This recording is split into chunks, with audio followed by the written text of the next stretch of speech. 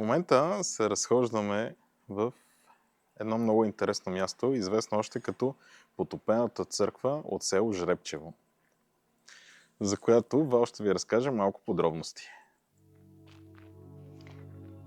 Цяло чудо е, че тази църква все още е здрава, или поне нейните основи.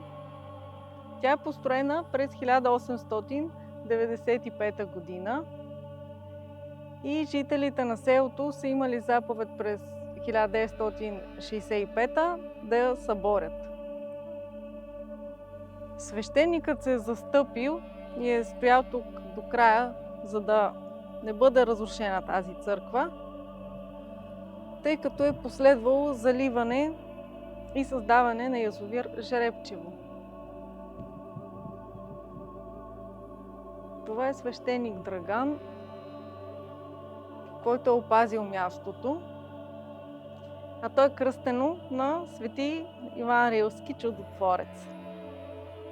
Закрилник на София, един от най-голямите светци.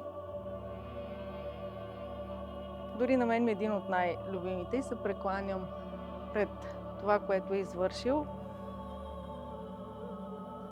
Той е дал начало на едно специфично монашество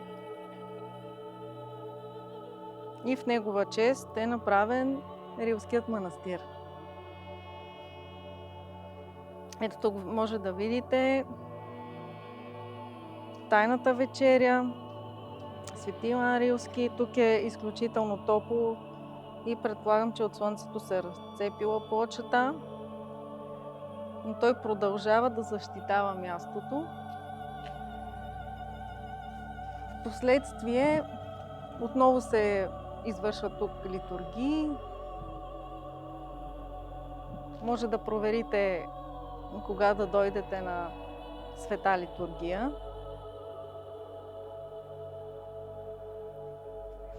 Ето тук има много интересно слово. Молитвеник. Общо взето в молитвеника е разпределен за всеки един ден и е към отделни светци. Много хубаво, че може човек да прочете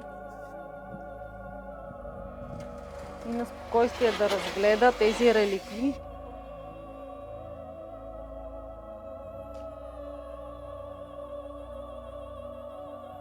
Като тази част е отредена за Свети Николай.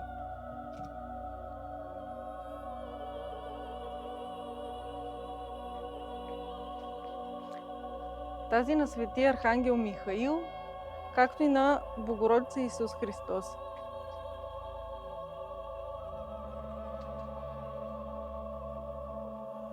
Вижда се, че християнски миряни тук са носили светописание, икони, оставили са цветя, свещи.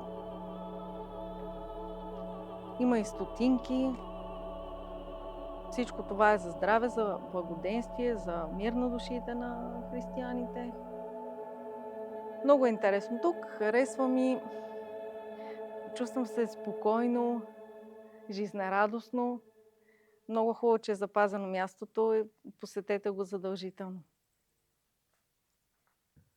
Преди 15 на години посетих църквата за пръв път и тогава водата заливаше онзи прозорец.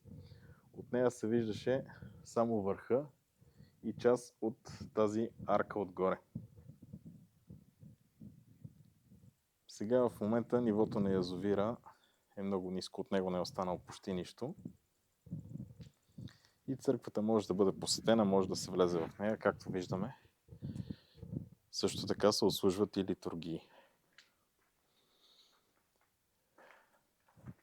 И тук може да си направим една равносметка, че хората са съградили църквата в чест на Свети Иван Рилски. По-късно са построили язовира и заради него църквата е щяла да бъде разрушена. В момента обаче почти 70 години след построяването на язовира. Църквата все още седи, а от язовира не е останало почти нищо. Дали Иван Рилски е намесен в това?